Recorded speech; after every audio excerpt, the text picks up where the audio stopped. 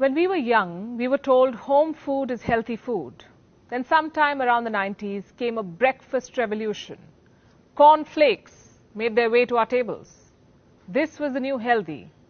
Then came green tea. It was followed by quinoa, oats, smoothies, kale and seeds. So many of them, chia, sunflower, pumpkin, flax, sesame, hemp, they planted themselves on our dinner tables and cluttered it and slowly replaced traditional home-cooked meals. That's okay, we were told. It is healthy. Enter 2020, the Wuhan virus pandemic. Soon healthy alone was marketable enough. Immunity became the new sales pitch. So laddus, milkshakes, ice creams, everything started promising immunity. Hello and welcome to Gravitas Plus. I'm Palki Sharma Upadhyay. I'm not a doctor, but here's what I am. Logical. My logic and experience tells me that we are being fooled in the name of health and wellness. Why don't you open your Instagram? Search for health and wellness. You'll find 4.2 million posts. The search word health leads to 122 million posts. Healthy, 161 million posts. Healthy living, 30.5 million. Did you know that Pinterest now has a category called protein? That's the level of obsession with the idea of health. I'm all for being healthy. What I'm against is the flawed idea of health, the one that Instagram teaches us. We are told slim is healthy and healthy is slim. You see, we humans have never been more insecure about our bodies than we are today. And this mindset is not helping us. The only thing it's helping is the market. The global health and wellness industry is currently worth $4.2 trillion. It represents 5.3% of the global economic output. How did it get here? By selling us shortcuts to becoming healthy. Let me give you an example. Green tea, the highest selling wellness product. As of 2019, the global green tea market was worth $18.4 billion.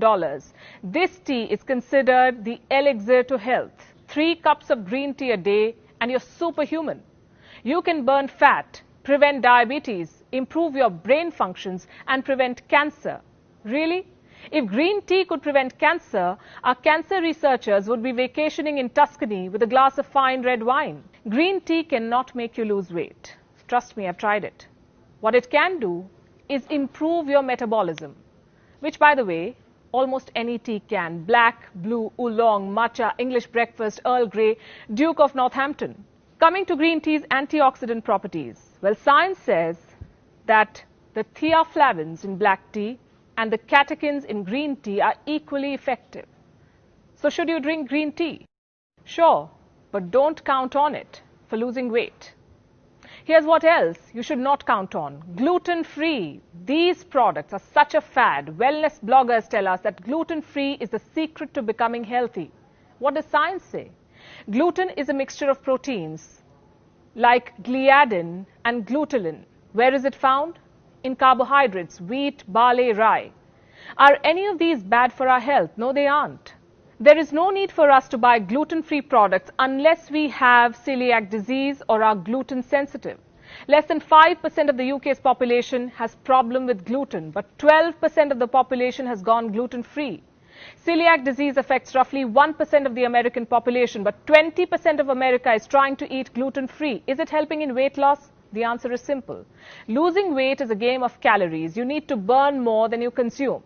You need to reach a calorie deficit, which you can by eating junk, fried food, McDonald's, pizzas, cookies, Peking duck. As for health, gluten-free is not helping us. It is taking away the much-needed carbs.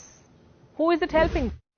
An average gluten-free product is 242% more expensive than their variant that contains gluten.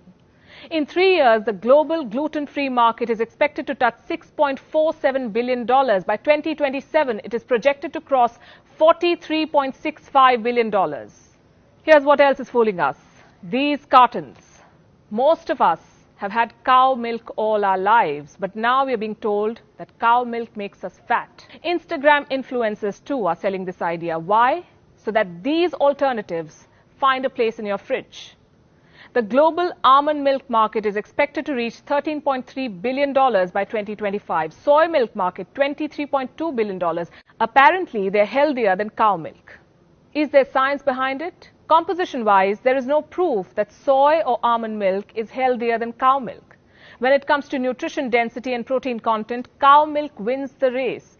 Clearly, this is the healthier option. There is no need to pick up that soy or almond milk carton unless you're vegan or lactose intolerant. Here's another product, protein powder. These tubs are as heavy as dumbbell and they cost as much as gold. YouTubers say, go for it. It's worth the investment. Well, they are being paid to say so. But why are we drinking these?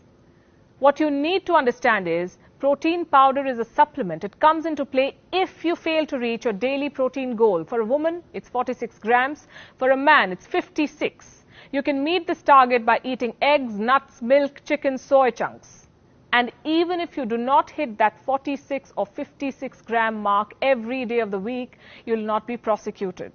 There is no need to spend a fortune on these protein powders. That is, unless you want to contribute to its $5.28 billion market.